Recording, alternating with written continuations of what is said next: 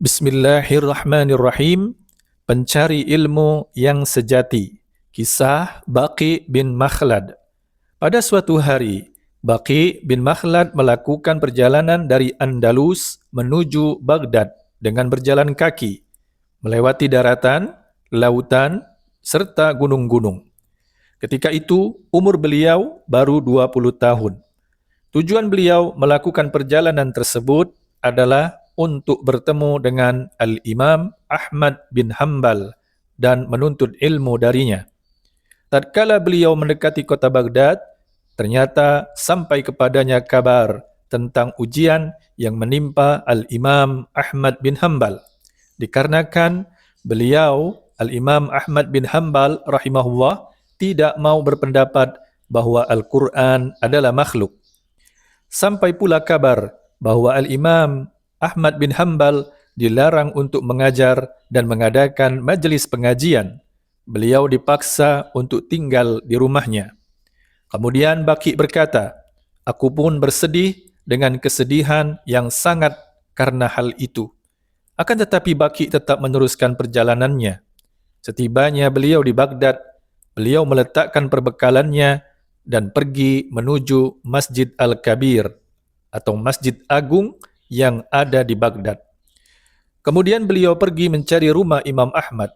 Maka ditunjukkanlah kepada beliau rumah Imam Ahmad. Kemudian beliau mengetuk pintu rumah dan Imam Ahmad pun membukanya. Baqi berkata kepada Imam Ahmad, "Aku adalah orang yang asing di negeri ini dan ingin mencari ilmu. Tidaklah aku melakukan perjalanan ini kecuali kepadamu." Kemudian Al-Imam Ahmad bin Hanbal bertanya, "Di manakah tempat tinggalmu?" Baqi menjawab, "Di barat jauh. Aku mengarungi lautan dari negeriku menuju ke Afrika." Al-Imam Ahmad berkata, "Sesungguhnya tempat tinggalmu jauh sekali dan aku ingin membantumu, akan tetapi keadaanku seperti ini." Maka Baqi berkata, "Wahai Abu Abdillah, aku adalah orang yang asing. Tidak ada satupun dari orang Baghdad yang mengenaliku. Jika engkau mau, aku akan datang kepadamu setiap hari, akan tetapi dalam bentuk seorang pengemis. Kemudian aku ketuk pintu rumahmu, aku meminta sedekah. Kemudian engkau membacakan kepadaku walaupun satu hadis dalam sehari."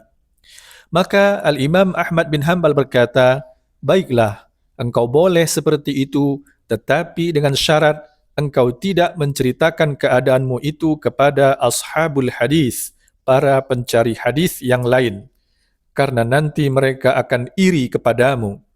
Maka Baqi berkata, "Aku bawa sebatang kayu di tanganku, dan aku balut kepalaku dengan kain, kemudian aku masukkan kertas dan penaku di kantong bajuku.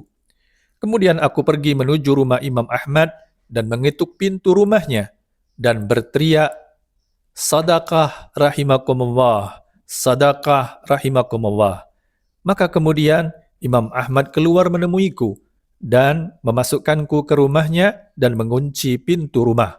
Kemudian membacakan kepadaku 2 atau 3 hadis sehingga terkumpul kepadaku 300 hadis. Kemudian suatu hari Allah menghilangkan ujian yang menimpa Al-Imam Ahmad bin Hanbal dan diizinkannya beliau untuk mengajar dan mengadakan majelis-majelis ilmu. Maka apabila aku datang di majelis beliau, maka beliau memerintahkan untuk meluaskan tempat duduk untukku dan mendudukkanku di sampingnya. Beliau berkata kepada murid-muridnya, "Ini adalah seorang yang pantas dikatakan talibul ilmi, penuntut ilmu agama yang sebenarnya." Kemudian beliau menceritakan kisahku kepada mereka. Saudaraku yang dirahmati Allah, demikianlah dengan kepayahan dan rintangan serta semangat yang besar, barulah seseorang dikatakan sebagai talibul ilmi, penuntut ilmu yang sebenarnya. Lantas, bagaimana dengan kita? Allahu a'lam, barakallahu fikum, walhamdulillahi rabbil alamin.